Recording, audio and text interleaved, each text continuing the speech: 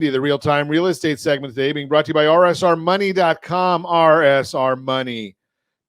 Great app, free to you. Monitor your credit score, your assets, your bank account, value of your property. It gives you 4 different valuations there from 4 different services, 3 good ones, and Zillow. And then it also has about 97% of the properties available for sale across the United States. All right there, rsrmoney.com. How inflation affects the housing market. Ever wondered how inflation impacts the housing market? Believe it or not, they're connected. Whenever there are changes to one, both are affected. Here's a high-level overview of the connection between the two. The relationship between housing inflation and overall inflation. Shelter inflation is the measure of price growth specific to housing. It comes from a survey of renters and homeowners that's done by the Bureau of Labor Statistics, BLS. The survey asks renters how much they're paying in rent and homeowners how much they'd rent their homes for if they weren't living in them. Much like overall inflation measures the cost of everyday items, the shelter inflation measures the cost of housing. And for 4 consecutive months, based on that survey, shelter inflation has been coming down. If you're watching us on RonSiegelRadio.tv, any of our socials, or the ABC News and Talk AM 1490 video feed, you're seeing a chart showing shelter housing inflation and how it's come back from, it was up at 8.2, now it's down at 7.7. Average is 4.1 over the long term. And we're heading back that way. We've told you before that this is a lagging indicator. Why does this matter?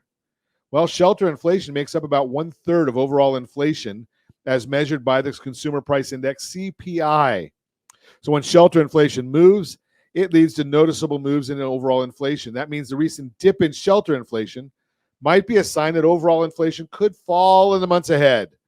That moderation would be a welcome sight for the Federal Reserve, the Fed.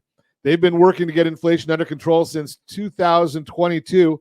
While they made some headway, it peaked at 8.9% in the middle of last year. They're still trying to get to their 2% goal, the latest report, 3.3%. Inflation federal funds rate. What's the Fed been doing to lower inflation? They've been increasing the Fed funds rate. That the interest rate influences how much it costs banks to borrow money from each other. When inflation climbed, the Fed responded by raising the Fed funds rate to keep the economy from overheating. Another graph. Each time inflation shown in the blue line starts to climb, the Fed raises the Fed funds rate.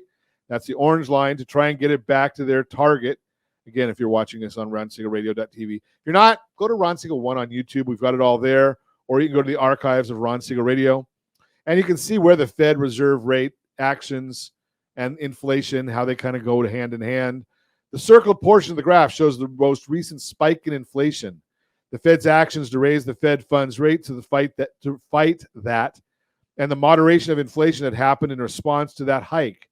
As inflation gets closer to the Fed's current 2% goal, they may not need to raise the Fed funds rate much further. So what does this mean for mortgage rates? While the actions coming out of the Fed don't determine mortgage rates, they do have an impact. As mortgage professionals, we talk about this all the time. Quote, mortgage rates and inflation are connected, however, indirectly. When inflation rises, mortgage rates rise to keep up with the value of the U.S. dollar. When inflation drops, mortgage rates follow suit. Guess what happens when mortgage rates drop? Real estate values go up. While no one can predict the future for mortgage rates, it's encouraging to see the signs of moderating inflation in the economy. Bottom line, whether you're looking to buy, sell, or just stay informed about the housing market, give me a call at 800-306-1990, 800-306-1990. We'll chat about it, see what this means for you. Again, that's the Real-Time Real Estate segment brought to you by rsrmoney.com.